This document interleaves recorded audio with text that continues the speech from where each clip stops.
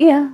Korban? Oh, banyak Kiai. Banyak. Setelah saya lapor ke polisi, setelah saya speak up di banyak media TV nasional, itu 1 lusin lebih perempuan menghubungi saya mengaku menjadi korbannya oknum Habib AJ. Masya Allah. Bermacam-macam, ada yang dikawin lewat telepon, ada yang dizinahi, dihamili sampai aborsi, ada yang cuma beberapa minggu, ada yang diajak check-in hotel, aduh bermacam-macam. Saya sendiri sampai diajak check-in sama Habib tadi itu ya? Iya, Masya diajak Allah. check-in. Dan semua bukti chat-chat perempuan yang selusin lebih itu sudah saya serahkan ke penyidik. Lama sekali. Sedangkan si oknum Habib AJ ini sampai sekarang masih bebas berkeliaran, berceramah, nempel dengan IBHRS seolah dia sosok yang suci, mulia. Saya rasa dia lebih berbahaya dari preman. Kalau preman bertato nyari mangsa perempuan susah, Gus. Betul, betul. Yai. Tapi dia memakai topeng kehabibannya, mengaku-ngaku cucu Nabi dengan surbannya, dengan gamisnya.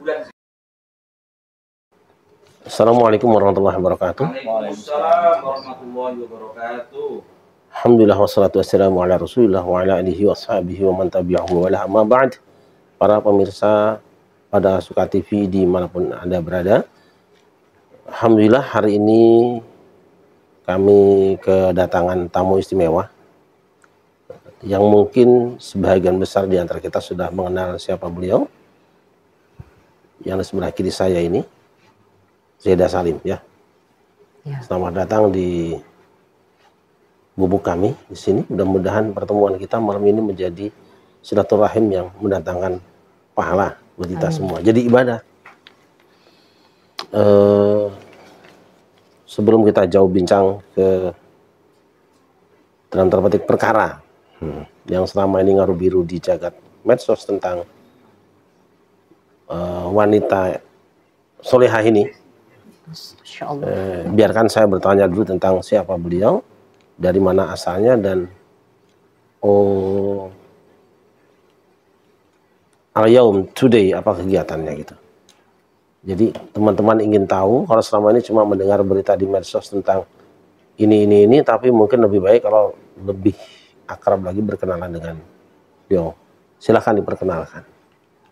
Ya, terima kasih Gus Yai. Saya Zaidah Salim. Saya dulunya adalah mantan jurnalis, presenter di salah satu TV swasta di Indonesia. Saya sudah pernah menjadi jurnalis selama kurang lebih 10 tahun dan presenter berita. Itu adalah sedikit karir yang pernah saya jalani sebelum saya akhirnya memutuskan untuk berhijrah, memakai hijab. Dan karena saya sudah memakai hijab, jadi saya harus mau tidak mau berhenti dari karir yang sudah saya bangun dari nol, karena dari pihak perusahaan tidak mengizinkan saya untuk memakai hijab.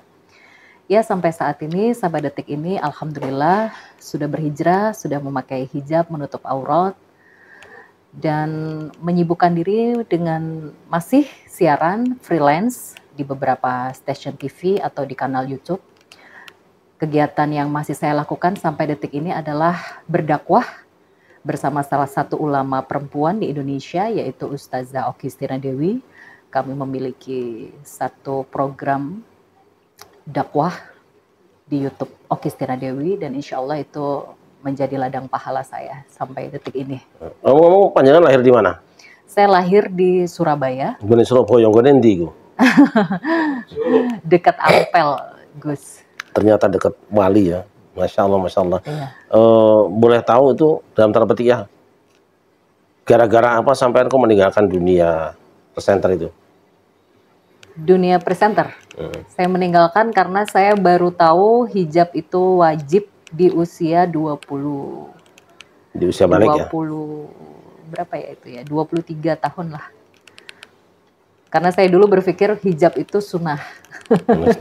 Karena fakirnya ilmu, padahal kedua orang tua saya punya musola, guru ngaji juga, abah saya sarjana agama, tapi mungkin karena orang tua saya bercerai di usia saya masih kecil, jadi saya kurang mendapatkan pendidikan agama secara maksimal. Oke, koreksi sedikit ya Zaidah.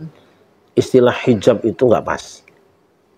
Jadi kalau di Quran tuh wa bainahuma hijab atau wa idza sa'altumuhunna mata'an fas'aluhunna min wara'i hijab.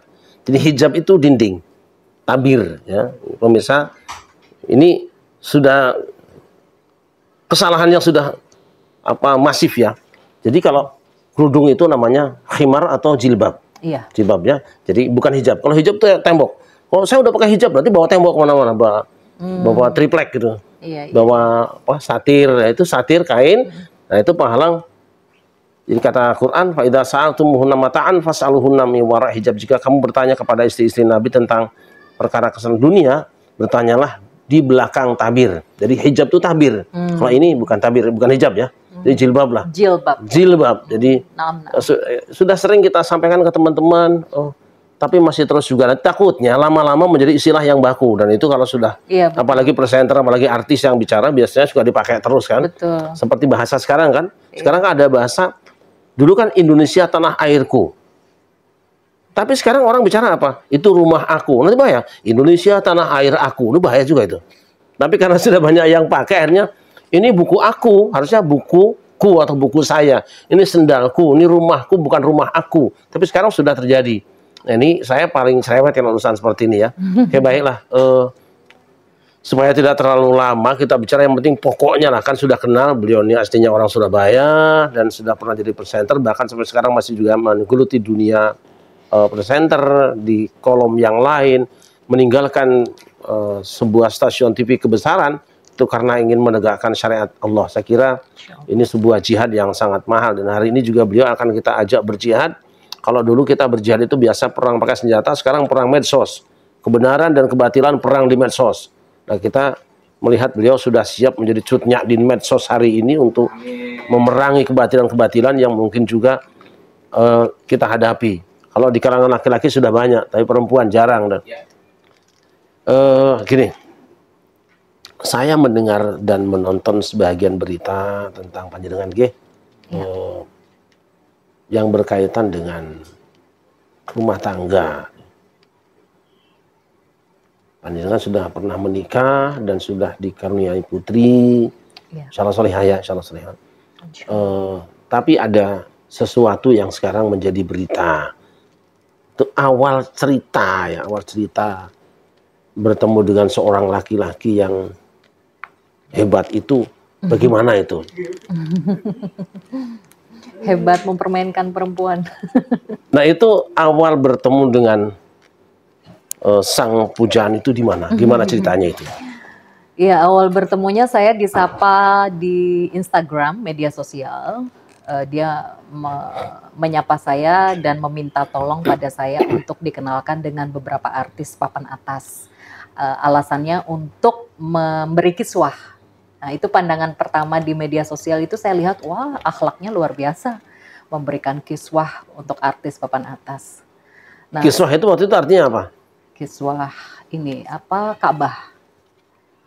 Oh, jualan kiswah. Dan juga makam Rasulullah. Dia bilangnya memberi waktu itu. Oh, jadi dia punya kiswah. Ya. Nah, ini penting ya. Ini penting saya sampaikan juga ini. Kiswah itu tidak sembarangan kayak belanja di Tanah Abang atau Cipulir. Iya. Nggak bisa, itu urusan negara. Saya punya cukup lumayan lah. Tapi juga saya sembunyikan karena itu dulu para ulama yang sekitar 20 orang berangkat ke Saudi. Di sana ada memang karyawan di perusahaan yang memproduk kiswah atau ngurusnya tahun 90. Iya. Sudah tahun 90 dibawa ke Indonesia, dibagi. Alhamdulillah tersisa sekitar setengah meter itu diberikan ke saya tadi kamar itu. Iya. Jadi kalau yang kiswah-kiswah sekarang itu ya nggak tahu bikinan mana itu ya. Jangan-jangan bikinnya di Tanah Abang atau di Pekalongan atau di Solo atau di mana gitu kan. Ya. Jadi jangan percayalah gitu kan, jangan percayalah. Seperti rambut Nabi jangan percaya deh. Kalau negara pegang satu rambut Nabi, orang bisa ngambil rambut itu, bisa dipateni itu. Jangan percaya dengan dongeng-dongeng itu. Rambut Nabi banyak banget seluruh Indonesia. Jadi mula-mula begitu ya. Kita lanjutkan lagi. Oke. Ya, awalnya dari situ Kiai mengajak saya berkenalan dan mengundang saya ke pondok pesantrennya. Pesantrennya di mana? Di Bekasi. Jadi saya datang bersama orang tua angkat saya, ibu angkat saya. Itu pertemuan pertama, saya diundang di pondok pesantrennya dia. Saya ditawari kiswah supaya membeli, tapi saya tidak beli. Dan akhirnya pertemuan kedua selama setengah tahun ya Kiai, kita cuma bertemu 2 kali. Pertemuan kedua dia mendatangi saya karena pada saat itu saya sedang selamatan ulang tahun hari lahir. Kemudian pertemuan ketiga dia mengajak saya menikah. Secepat itu ya? Sebenarnya nggak cepat sih Kiai, karena itu rentang waktunya setengah tahun. Oh ya, komunikasi Ya, Instagram tadi. saya nggak pernah mau diajak berhalawat berduaan dengan dia, bahkan WhatsAppan pun saya nggak Memang mau. pernah diajak? Kenapa? Memang pernah diajak halwat? Oh iya, ngajak jalan-jalan saya ke kafe atau apa, tapi saya nggak pernah mau. Saya mau kalau kamu datang ada orang tua saya. Tuh, mungkin dia penasaran atau apa, akhirnya di pertemuan ketiga dia membulatkan tekad meminta saya ke abah saya menikahi saya secara agama. Berarti datang ke Surabaya? Telepon, karena waktu itu COVID. Oh. Lockdown, semuanya di lockdown. Akhirnya kita menikah di Bogor tahun 2021 dengan saksi-saksi yang sah sesuai syariat. Ya sudah. Mungkin teman-teman dan pemirsa juga sama nih. Ini ingin tahu kan siapa sang Arjuna tadi namanya? Boleh enggak apa-apa kan? Nama lengkap Arjunanya kira-kira perlu tahu nggak? Pengen ya? Pengen ya? Nah pengen. Jadi sebutkan. Inisial aja. Habib AJ. Habib AJ. Khusus AJ itu asli Jakarta apa? Dia asli Surabaya. Oh, enggak, itu AJ sih. AJ. AJ toh. AJ asli Jakarta toh. A kan bisa Ahmad, bisa Ali. Itu. Mendekati tuh ya. Apa? Jun kali ya? Jin dan Jun. Sudah disebut tadi kan? Jin Udah. dan Jun. Oke, benar. Oke, lanjut. Terus akhirnya terjadilah pernikahan Ya, itu. akhirnya kita menikah di Bogor. Nah, saya Yang menikahkan walinya siapa? Jadi karena waktu itu lockdown, abah saya hanya memberi restu via telepon saja karena tidak bisa naik pesawat, tidak bisa naik kereta. Karena nggak bisa naik pesawat, nggak bisa naik kereta, jadi karena saya janda statusnya, jadi ya sudah menikah saja, abah restui. Jadi sesuai dengan syariat ada saksi laki-laki 3 orang dan juga 2 perempuan. Tapi di situ firasat saya udah nggak enak Kiai, karena dia tidak mengizinkan untuk mengambil foto atau video. Padahal kita niatnya kan untuk dokumentasi, ya karena kita menikahnya hanya sah secara agama. Itu saya sudah punya firasat tidak nyaman di situ di awal pernikahan itu. Sebetulnya kalau ada firasat itu ikuti Nabi ya. Ittaqu firasatal mu'min fa innahu yanzuru binurillah. Waspadai firasat seorang mukmin karena dia memandang dengan cahaya Allah. Seringkali kita mendapatkan firasat apa gitu kan. Itu kita harus cepat dan tepat menyikapi. Kalau tidak kadang-kadang terjadi sesuatu ya. Mungkin salah satunya itu. Firasat itu yang diabaikan itu. Ya. Lanjut, tinggal kalian di mana? Di Bekasi.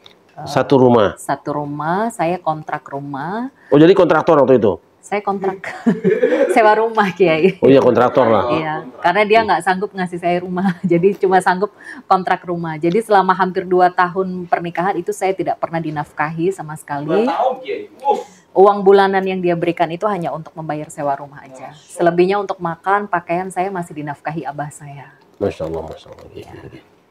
Dan kalau berdasarkan data dari Komnas Perempuan, terakhir kemarin saya mengalami banyak kekerasan, di mana saya mengalami kekerasan seksual, kekerasan psikis, kekerasan ekonomi, dan juga penelantaran. Sampai akhirnya saya sempat dirawat di rumah sakit jiwa selama setengah tahun, karena saya mencoba berkali-kali mengakhiri hidup, menyayat nadi, dan sampai detik ini saya masih dalam perawatan psikolog psikiater. Selama sakit ya, dirawat tadi, sang suami, boleh tanda petik boleh enggak ya? AJ aja. Sang suami lah gitu ya. Habib ya, Habib ya? Iya. Ini Habib kan? Iya. Enggak masalah, Habib kan banyak kan? Iya. Habib tak? Iya. Nah, Habib. itu membantu pengobatan kita atau Tidak. sama sekali tidak. Tapi statusnya masih sebagai suami istri. Iya. Masih suami. Sebenarnya begini Kiai, saya sendiri juga bingung ya, sampai sekarang dia tidak ada itikat baik untuk meminta maaf atau apapun itu. Dia masih berada di atas kesombongannya. Dia merasa dirinya suci, mulia, kebal hukum, itikat baik, hanya meminta maaf saja, sampai detik ini tidak ada. Oleh karena itu saya dengan Mas Hilman, dengan tim lawyer, terus berikhtiar untuk mencari keadilan. Karena Tapi komunikasi terus? Nggak ada. Sama sekali? Sudah tidak ada. Nah sekarang hubungan panjenengan dengan dia mungkin tidak mau diambil foto, gambar, atau apa, mungkin karena punya istri juga? Ya seharusnya apa salahnya menikah kan? Enggak, maksudnya dia sudah punya disyuarkan. istri sebelum jenengan? Oh iya. Sudah. Jadi sebelum saya menikah, saya sudah diperkenalkan dengan istrinya, istri pertamanya. Dan setuju atau tidak bicara? Kalau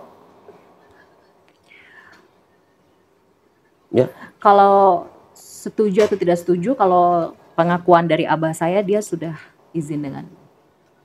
Tapi abah itu berdasarkan statement dari siapa? Ya, dari dia. Bukan dari si perempuan tadi? Ya pokoknya abah bilang, sudah kamu jangan meributkan izin istri pertama, itu sudah selesai. Itu saya rasa abah saya sudah selesai lah. Itu sudah izin, kamu jangan memperdebatkan itu lagi, nanti akan jadi keributan dalam rumah tangga kamu. Ya sudahlah. Intinya sebelum pernikahan, saya sudah bertemu dengan istri pertamanya, dan sampai detik ini hubungan baik dengan istri pertamanya. Udah mafi muskilah ya? Iya. Okay. Hubungan yang tidak baik hanya dengan Habib aja. Oknum Habib ini. Berarti tinggal di tempat ya sebagai kontraktor tadi itu? Sewa rumah. Iya, kontrak. Iya. Istri yang lain boleh untuk diambil, ini mau ya. Jadi mungkin gini, biaya hidup selama panjenengan tinggal di rumah itu ditanggung? Abah saya. Oh, bukan suami? Bukan. Suami cuma bayar sewa rumah aja, tapi untuk makan, pakaian, listrik, dan sekolah anak saya segala macam masih ditanggung abah saya. Oh, nah terus abah kandung. Selama ini yang beliau berikan cuma untuk kontrakan rumah itu kan? Iya. Nah, jujur saya tanya sekarang, ada nggak perasaan waktu itu panjenengan bahwa panjenengan itu istri dia? Ya, saya seperti tidak diperlakukan sebagaimana seharusnya seorang istri. Hak-hak saya sebagai seorang istri dirampas semuanya. Dan saya mengalami banyak kekerasan dalam rumah tangga. Nah, ini kekerasan itu kan fisik ya, tentu fisik. Bukan. Kekerasan psikis. Psikis ya? Kekerasan seksual, kekerasan ekonomi, dan juga penelantaran. Itu adalah kesimpulan dari Komnas Perempuan dengan mengumpulkan bukti-bukti yang saya berikan. Nah, oke. Pemirsa, seorang istri yang sudah menyerahkan dirinya menjadi teman hidup bagi seorang pria, tentu yang diharapkan adalah si pria tadi ada dalam suka dan duka, atau paling tidak mengayomi, bisa dijadikan orang yang dibanggakan gitu kan, dan berikan rasa aman, ada rasa bangga. Nah, tapi ini yang dialami oleh Zeda ini justru sebaliknya. Itu selama 2 tahun ya? Hampir 2 tahun. Hampir 2 tahun. Ada usaha misalnya menghubungi, ayolah pada memperbaiki keadaan? Iya, jadi karena banyaknya kekerasan yang saya alami dan banyaknya ketidakadilan dalam poligami yang dia lakukan, akhirnya masalah kami sempat dimediasi oleh HRS. Sempat dimediasi oleh HRS, di mana dia membawa saya ke rumah HRS di Petamburan. Dan waktu dimediasi, itu sudah saya sampaikan kezoliman Habib AJ ini ke hadapan HRS. Dan HRS sempat memberikan ultimatum kepada suami saya waktu itu, bahwa dia sudah berbuat sangat zolim kepada saya, harus meminta maaf. Dan ibaratnya kayak dikunci mati gitu. Dikunci mati dalam arti kalau mau rujuk harus ada surat bermaterai, saksinya HRS. Kalau mau cerai harus ada surat bermaterai, saksinya juga HRS. Dia maju kena, mundur kena. Jadi waktu itu HRS ya secara tidak langsung ya mencoba untuk menjaga marwah saya. Tapi ternyata saya seperti dia kasih harapan palsu ya. Jadi setelah mediasi itu nggak ada lagi ujungnya di mana gitu. Lewat begitu aja. Ya jadi saya melihat sepertinya suami saya si Habib AJ ini kayak dilindungi dan ditutup-tutupi oleh keluarga besar HRS. Saya tidak tahu ya kenapa, ada apa begitu. Dan sampai detik ini saya dihalang-halangi untuk bertemu dengan HRS. Mungkin si oknum Habib AJ ini takut ya boroknya dibuka semua. Tapi kan kontak HRS masih ada tuh. Saya kontak dengan anaknya. Nah, kalau kontaknya masih ada anaknya, mungkin bisa berhubungan langsung. Tidak boleh, saya sudah tidak boleh Masalahnya bertemu dengan HRS. Saya juga nggak tahu itu. Sepertinya ada sesuatu. Sepertinya itu tadi mencoba menutupi si oknum Habib AJ ini supaya HRS nggak tahu keburukannya atau apa ya. Wallahu a'lam lah. Mungkin takut salah paham, ya kan? Jangan-jangan nanti HRS tuh Haji Raden Syarif Rahmat lagi. HRS itu Habib Rizik Syihab. Ya, ini beliau konon pernah berusaha untuk mengklirkan masalahnya. Ya. Kalau istilah sekarang mediasi lah gitu kan. Tapi setelah dimediasi, baik si Habib yang AJ tadi maupun pihak HRS sendiri kelihatannya menutup pintu untuk berkomunikasi. Betul. Nah, mudah-mudahan lewat tayangan ini nanti saudara-saudara saya ada yang bisa berkomunikasi dengan Habib Rizik, disampaikan bahwa Zeda Salim menunggu selesainya bagaimana sih, kan gitu. Amsikuhunna bima'ruf, au farriquhunna bima'ruf, kan itu. Jadi mau dipertahankan juga harus ada statement kepastian, mau dilepaskan juga harus ada pernyataan supaya plong semuanya. Karena bagaimanapun kan harus jelas statusnya orang itu. Nah, sekarang yang akan dilakukan Zeda setelah atau pernah berkomunikasi dengan tokoh-tokoh lain yang diminta saran gitu? Ya, banyak ya. Salah satunya dengan ulama perempuan, ada Ustazah Oki Stina Dewi, ada Mama Dede. Banyaklah saya mencurahkan isi hati saya. Salah satu dari mereka menyimpulkan bahwa kelakuan si Habib AJ ini udah termasuk pada kemaksiatan. Termasuk banyaknya kekerasan yang dia lakukan kepada saya. Dan satu lagi nih Kiai, setelah ini yang menarik ya, plot twistnya di sini. Setelah dimediasi oleh HRS, saya pikir si Habib AJ ini sudah kapok, sudah tobat, udah insyaf. Karena ngomongnya gitu di depan HRS, udah saya kapok nikah lagi, udah saya kapok poligami awal gitu. Tapi ternyata makin brutal Kiai.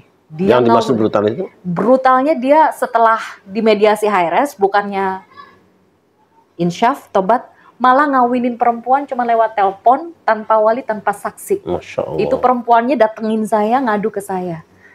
Setelah dia speak up di salah satu TV nasional. Masya Allah, Masya Allah. Jadi perempuan ini dikawin cuma lewat telepon dengan mahar cuma 100.000, sama dengan saya. Dan ditalak cuma beberapa minggu langsung dibuang gitu, dicerai paksa. Bukan digunakan istilah nikah mut'ah enggak ya? Enggak Kiai. Kalau nikah mut'ah itu kan ada perjanjian di awal ya, mungkin berapa minggu, berapa bulan. Kalau ini nggak ada. Dia udah bosen dibuang. Jadi motif kejahatannya dia itu kawin buang atau berzina. Iya, sekarang kan banyak disalahartikan ya. Ada orang mengartikan laki-laki ketemu perempuan senang-senang bareng kemudian berzina, 3 hari pisah bilang ini mut'ah. Jadi memudahkan syariat gitu ya, maka harus dibenahi kembali di sini. Tapi itu hanya satu orang tadi itu setelah panjenengan. Iya. Korban. Oh, banyak Kiai. Banyak. Setelah saya lapor ke polisi, setelah saya speak up di banyak media TV nasional, itu 1 lusin lebih perempuan menghubungi saya mengaku menjadi korbannya oknum Habib AJ. Masya Allah. Bermacam-macam, ada yang dikawin lewat telepon, ada yang dizinahi, dihamili sampai aborsi, ada yang cuma beberapa minggu, ada yang diajak check-in hotel. Aduh, bermacam-macam. Saya sendiri sampai diajak check-in sama Habib tadi itu ya? Iya, Masya diajak Allah. check-in. Dan semua bukti chat-chat perempuan yang selusin lebih itu sudah saya serahkan ke penyidik. Masya Allah. Itu sudah berapa lama disampaikan ke penyidik itu? Kasusnya sudah bergulir 1 tahun, ya. Ini udah masuk bulan Agustus, sudah 1 tahun lebih. Tapi belum bergerak ya? Sudah diproses oleh kepolisian, tapi terkesan sangat lambat karena alasannya pernikahan saya hanya sah secara agama, bukan negara. Yang saya sesalkan adalah mengapa hukum di negara ini, mengapa pihak kepolisian tidak fokus pada kekerasannya, kenapa malah fokus kepada legal standingnya gitu. Saya kan sedang tidak menuntut uang, saya tidak menuntut harta. Saya mencoba untuk dilindungi karena saya mendapatkan kekerasan gitu. Iya, kenapa pasal yang dilemparkan itu karena apa ya? Yang dibicarakan itu legal formalnya ya. Padahal kita tidak sedang bicara warisan, ya kan, tidak bicara soal status janda, tidak bicara tentang nafkah, tapi bicara tentang perilaku kan. Tindakan kejahatan yang dia lakukan melanggar hukum, ini kan seharusnya polisi tidak fokus pada legal standing saja. Yang kalaupun dilakukan pada perempuan lain juga sudah pelanggaran kan sebetulnya kan. Betul. Ya. Dan saya juga sudah menjalani visum psikis di Rumah Sakit Polri dan hasilnya sudah ada di penyidik. Sekarang apa yang kan hampir jalan buntu semua ya. Ngomong ke tokoh ini buntu, ke sini buntu. Sekarang apa yang yang sedang ditempuh oleh saya sudah ada di titik ikhlas, pasrah kepada Allah, tapi bersabar juga. Hanya sabar saya bukan diam, Kiai. Bersabar saya adalah berikhtiar, bergerak, tapi berpasrah pada keputusan Allah. Sabar saya ada di titik itu. Sabar itu begini ya. Ketika kita bicara sabar itu, kita ingat di dalam cerita peperangan antara Talut dengan Jalut. Jadi Rabbana afrigh 'alaina sabra wa tsabbit aqdamana wansurna 'alal qaumil kafirin. Tuhan, curahkan pada kami kesabaran dan kokohkan telapak kaki kami, tolonglah kami dalam melawan orang-orang kafir. Jadi sabar itu bukan diam. Betul. Dia bekerja profesional, dia menempuh jalur yang harusnya dilakukan, tapi dalam hati dia pasrah bahwa ini yang harus saya lakukan karena memang ini yang dituntunkan oleh Tuhan. Nah itu sebetulnya. Kalau nggak sabar mungkin saya udah kayak Polwan kemarin itu, bakar suami hidup-hidup. Janganlah. Itu cuma judi online. Ini saya mengalami kekerasan yang begitu banyak. Cuman kan saya memilih untuk sabar. Ya sudahlah, lapor ke polisi, berpasrah kepada Allah. Yang penting sudah berikhtiar semaksimal mungkin. Alhamdulillah Allah selalu menolong dari arah yang tidak disangka-sangka. Ada Gus Rofi. Dan ini sekarang ketemu orang ini gimana? Gus Hilman. Ya, jadi saya selaku kuasa hukum baru dari Zeda Salib, ya, menggantikan kuasa hukum sebelumnya. Mbak Zeda telah melaporkan. Maaf, kurang jelas ini. Mbak Zeda telah melaporkan sebuah peristiwa pidana yang telah diterima pada tahun 2023 di Polres Kabupaten Bekasi. Ya, memang yang jadi acuannya itu dengan bukti-bukti yang ada dengan Komnas Perempuan itu, ya, penelantaran ekonomi serta kekerasan seksual serta psikis itu sudah masuk dalam visum apertum dan dari pemeriksaan dari psikologis di sini, psikiater ya. Jadi memang kendalanya yang tadi Mbak Zeda bilang, memang ada pendapat yang berbeda dari pihak kepolisian bahwa Undang-Undang Nomor 23 tahun 2004 yang dijadikan dasar laporan tersebut harus ada bukti atau legal standing dari akta nikah, gitu kan. Sedangkan dari sebuah peristiwa perdata itu sendiri, pengakuan yang dijadikan pengakuan kedua belah pihak itu menjadi alat bukti yang sempurna bahwa Mbak Zeda sama Habib AJ ini telah mengakui adanya pernikahan, ya kan? Hanya saja tidak didaftarkan di negara, ya, karena negara kita menganut Undang-Undang Nomor 174 itu menganut asas monogami, pernikahan monogami terbuka, di mana monogami itu hanya boleh diberlakukan seluruh agama di Indonesia, 5 agama. Cuman terbukanya itu hanya khusus agama Islam dan Hindu. Nomor 1 tahun 74. Tapi ya di sini jadi presiden buruk di sini adanya Habib AJ ingin menikahi seseorang yang dimana dia berstatus sudah menikah, punya akte nikah, tapi karena tidak melewati prosedur negara, otomatis kemampuannya tidak diuji di pengadilan. Sedangkan kalau untuk pengesahan dari adanya akte nikah kedua itu harus melalui permohonan dari pengadilan, di mana hakim akan memeriksa kemampuan dari calon suami tersebut untuk menafkahi dua orang wanita sekaligus. Terus yang kedua, jika Mbak Zaida bilang ini sudah ada izin dari istri pertama, harus dihadirkan di pengadilan. Hakim akan menghadirkan dua istri tersebut di pengadilan, menanyakan langsung apakah kamu benar-benar menyetujui ada pernikahan kedua. Yang ketiga, harta yang pernikahan dari istri pertama dipisah. Nah, setelah itu ya itu mempunyai dua akte nikah. Nah, jadi ini jadi presiden buruk. Jadi ketika seorang Habib yang dimana menjadikan tokoh yang baik malah menyia-nyiakan seorang perempuan yang baik seperti ini. Jadi sekarang juga dari laporan ini saya menemukan juga adanya pengembangan dari kasus ini bahwa Habib AJ ini juga melanggar dalam Undang-Undang Nomor 12 Tahun 2022 tentang tindak pidana kekerasan seksual. Tapi kami tidak akan membeberkan di sini tentang pasal-pasalnya karena ini dalam pengujian dari penyidik. Gitu. Terima kasih. Ya, dari sini kita bisa mengambil pelajaran ya. Negara itu akan memberikan payung kepada orang-orang yang memang mau bernaung di bawahnya. Misalnya, orang menikah itu harus dicatat di KUA. Nah, kadang-kadang kita menganggap itu kecil. Nggak usah dicatat lah. Hari itu mungkin kok bisa benar. Tapi ketika nanti setahun, 2 tahun kita sudah punya anak, itu akan jadi masalah. Ini terjadi pada seorang jaksa dulu, saya kenal itu. Seorang jaksa, saya kenal meninggal dunia.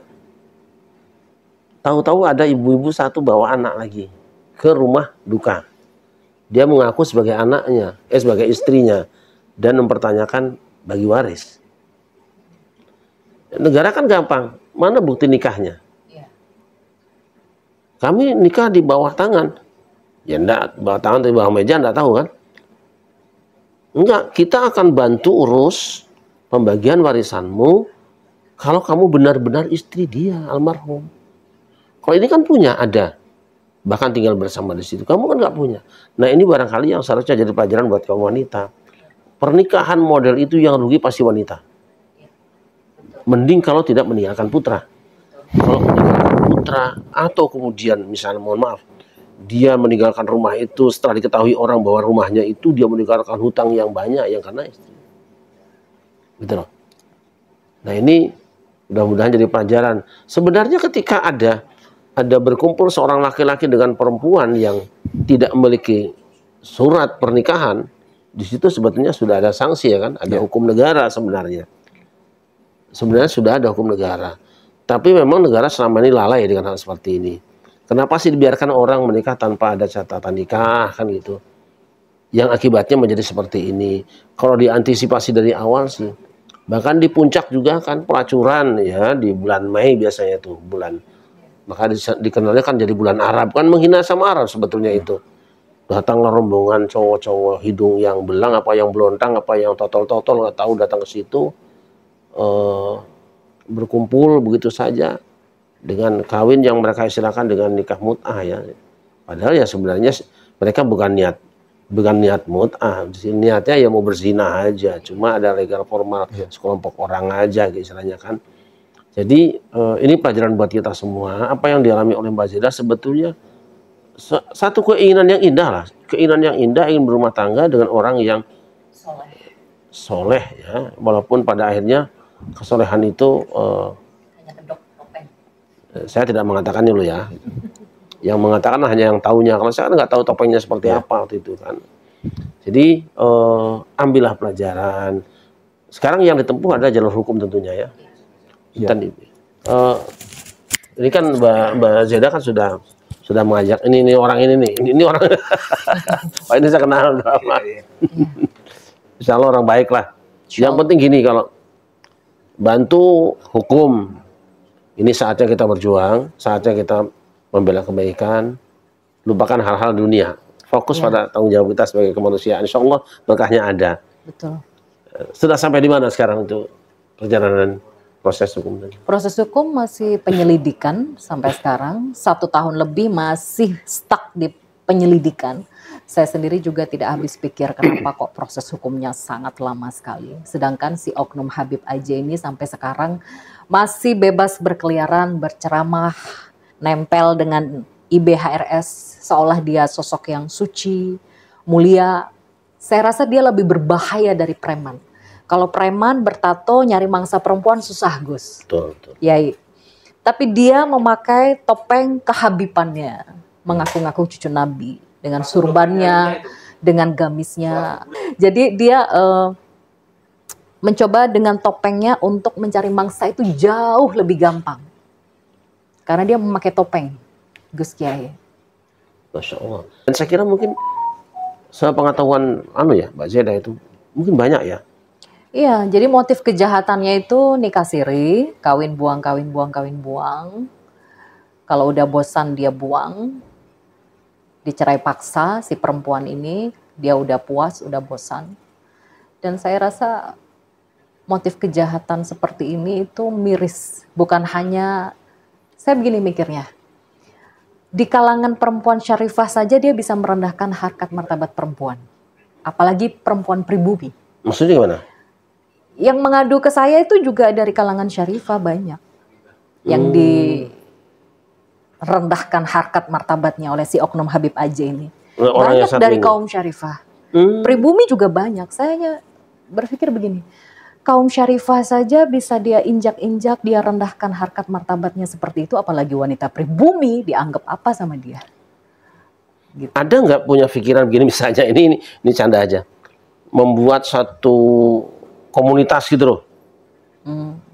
Misalnya komunitas itu namanya company, anti company, komplotan, pendusta dan penipu, umpamanya gitu. Umpamanya bikin wadah apa aja lah. Dari para korban tadi, pernah nggak komunikasi, kumpul membuat gerakan untuk mencegah supaya tidak terjadi hal-hal yang serupa kepada bangsamu yang lain? Jadi korban-korbannya ini kan bervariasi ya, Kiai, dari syarifah, dari pribumi, bervariasi dari istri orang, dari yang masih perawan, bervariasi. Dan kebanyakan mereka takut dan tidak berani karena kan zina ya. Jadi mereka ini sebagai kaum perempuan merasa malu. Dan yang berani speak up di TV nasional beberapa waktu lalu kan 3 orang. Itu pun dinikah secara agama. Berani speak up, itu pun pakai cadar, Masian. Cuma saya yang berani nunjukin muka kayak begini. Lainnya pakai cadar karena malu. Apalagi mereka yang berzina, Kiai. Kalau saya lihat berarti tadi panjenengan itu bisa terbawa, itu mungkin korban kopi luwak. Korban pikiran halu dan hoak. Itu mungkin ya, jadi kabar gembira surga kan, punya turunan mulia, ya kan, mungkin itu ya. Ya, kalau buat saya keturunan Nabi, keturunan Rasulullah itu bonus. Saya tidak melihat itu, Kiai. Saya dulu mau dinikahi sama dia karena saya melihat kesehariannya ceramah di mana-mana. Dia punya pondok pesantren, ilmu agamanya bagus, baik. Sampai saya dikasih mahar cuma 100.000, saya terima, saya ikhlas. Sampai orang tua saya merestui karena melihat kesolehannya dia. Masalah dia keturunan Rasulullah, cucu Nabi, itu bonus. Saya tidak melihat itu. Cuman ya kalau saya lihat motif kejahatannya dia ya memang yang dia gunakan ke beberapa perempuan ya dengan dia membranding dirinya bahwa dia adalah keturunan cucu Nabi. Itu tadi sehingga dia luar. Tampak suci, mulia. Bukan tapak ya, tampak ya. Tampak. Kalau tapak kan silat ya. Ya itu kopi luwak tadi, korban pikiran halu dan hoak. Iya. Atau korban pidato halu dan hoak. Oh iya. Ini kopi luwak tuh. Jadi sekarang kesimpulannya, berarti kan panjenengan harus melihat juga kepada pemuda-pemuda ini yang muda gini nih, yang anggap saja istilah lama lah, Indonesia gitu loh. Nilainya kira-kira itu bisa disamakan atau tetap ini masih jomplang aja kalau dibandingkan dengan komunitas yang tadi itu, dengan laki-laki rombongan tadi itu. Nah, dengan ini kira-kira apakah bisa dianggap setara atau ini jomplang nih? Setelah pengalaman itu. Dengan pribumi. Keturunan imigran. Kalau saya melihat semua lelaki itu beda derajatnya dari iman dan ketakwaannya, Kiai. Bukan dari nasab atau apa, itu bonus lah. Saya dulu melihat dia memiliki derajat yang baik karena kesolehannya. Bukan dari hartanya, bukan dari keturunannya. Tapi ya sekali lagi masalah saya ini, saya ingin menarik kesimpulan dari semuanya. Masalah saya ini bukan masalah pribadi, Kiai. Tapi ini sudah menyangkut umat. Satu kaum, terutama kaum Hawa, wanita. Saya merasa berdosa jika saya diam. Karena nanti di akhirat Allah akan bertanya pada saya akan ditanya oleh Allah. Allah sudah menunjukkan semua kezolimannya dia di depan mata saya, tapi kenapa saya diam? Itulah alasan saya gunakan ini sebagai ladang pahala, sebagai ladang jihad saya, untuk terus mencari keadilan, agar si oknum Habib ini jera, dan agar ini menjadi contoh untuk oknum-oknum Habib-Habib yang lain, supaya tidak sembarangan dalam memperlakukan wanita, terutama wanita pribumi. Jangan kau anggap wanita pribumi itu seperti keset, seperti sampah, bisa kau buang seenaknya. Kami wanita pribumi punya harkat, martabat, dan marwah. Jadi apa yang saya lakukan ini adalah sebagai bentuk ikhtiar, semoga bisa menjadi pelajaran untuk kaum oknum-oknum Habib di luar sana, agar tidak seenaknya merendahkan wanita. Ya, ada pesan moral dari Kartini dulu kan. Bagaimana wanita direndahkan, tidak boleh sekolah, tetap di dapur. Ketika datang Kartini, dan nama beliau abadi sampai hari ini. Ada juga wanita yang ikut berjuang dengan suaminya di Aceh, Syed. Saya kira hari ini saya melihat ini bukan tanpa resiko loh, bicara seperti ini. Iya. Resikonya berat sama dengan perang melawan Belanda dulu tuh. Iya. Tapi ya kita doakan ya, mudah-mudahan karena niat baik ini, insya Allah Allah jagalah. Kita hanya bisa menjaga dengan doa bareng-bareng. Dan jaga keikhlasan, insya Allah ini pelajaran yang mahal, lebih mahal daripada kuliah lah. Ya, ini kuliah gratis buat kaum wanita ya, kuliah gratis buat ibu-ibu yang punya anak perempuan, kuliah gratis buat anak bangsa ini. Ini berani bicara sendirian, apa ya? Sekali lagi, bukan tanpa resiko. Dalam pengertian mungkin dicela orang, mungkin dihina orang, caci orang, tapi percayalah bahwa kalaupun ada orang yang mengatakan, kulit durian itu menyakitkan, lebih banyak orang yang mendekatinya karena dalamnya memang manis. Orang lebih melihat itu, percayalah. Mau bilang apapun orang, tetap dia akan tahu Zeda adalah pejuang kaum wanita yang menyadarkan kami semua, yang membuka mata kami semua bahwa di balik yang terlihat ada sesuatu bahkan yang lebih berat yang tersembunyi yang harus diwaspadai. Jadi hati-hatilah kaum wanita, jaga kehormatanmu. Jangan terpedaya dengan kibaran bendera, karena di sana bisa jadi ada angkara. Jangan ada korban-korban lagi. Saya kira itu ya. Baik, kita mendoakan Zeda panjenengan sabar ya. Wa tammat kalimatul rabbika husna ala bani Israil bima sabaru. Sempurna anugerah Tuhanmu pada Bani Israel karena kesabaran mereka. Wasbir wa ma sabruka illa billah. Sabarlah, sabarmu itu Allah. Nah, kemenangan peperangan itu juga adalah orang-orang yang sabar. Mudah-mudahan Allah kuatkan hatinya, amin, kuatkan niatnya, kuatkan keikhlasannya. Juga para pendampingnya dari pengacara yang menemani. Ikhlas, itu pesan saya itu aja. Ikhlas, tidak usah berpikir yang lain. Ini bangsamu sedang memanggilmu, berbuatlah bergandengan tangan. Kita hanya bisa mendoakan tentunya. Insya Allah kumpul, ini bergerak di jalurnya, ini tetap bicara apa adanya, kita mendoakan. Insya Allah menjadi kebaikan. Ambil pelajaran, cukup Zeda. Jangan ada yang lainnya, Zeda yang lainnya. Insya Allah benihmu akan menumbuhkan pohon besar, dan kelak kau lihat buahnya sangat banyak. Amin. Terima kasih Anda sudah siap menjadi benih yang diinjak-injak di tanah, karena kau berharap ada buah di pucuk langit sana. Insya Allah. Para pemirsa sekalian, teman-teman semua, ini kalau diterus-terusin ngomong namanya ngobrol sampai subuh juga kuat, ya kuat. Tapi saya kira intinya sudah cukup. Kita sudah mendengarkan langsung dari narasumber asli. Ini langsung sumber sezaman, ya. Oke. Ini apa? Sezaman, bukan zaman berikutnya. Kalau tahun besok mungkin sudah lain ceritanya. Jadi sudah mutasil. Mudah-mudahan ada manfaatnya. Saya mohon maaf jika ada hal yang kurang berkenan. Hasbunallah wa ni'mal wakil. Assalamualaikum warahmatullahi wabarakatuh. Waalaikumsalam warahmatullahi wabarakatuh.